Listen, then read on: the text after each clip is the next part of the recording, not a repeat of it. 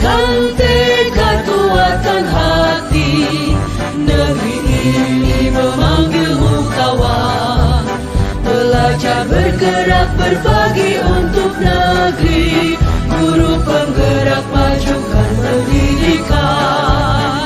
Guru penggerak menghamba pada murid, kreatif rancang pembelajaran.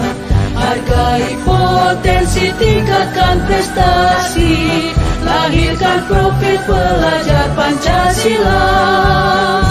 Belajar bergerak berbagi untuk negeri, kita menjalin kolaborasi.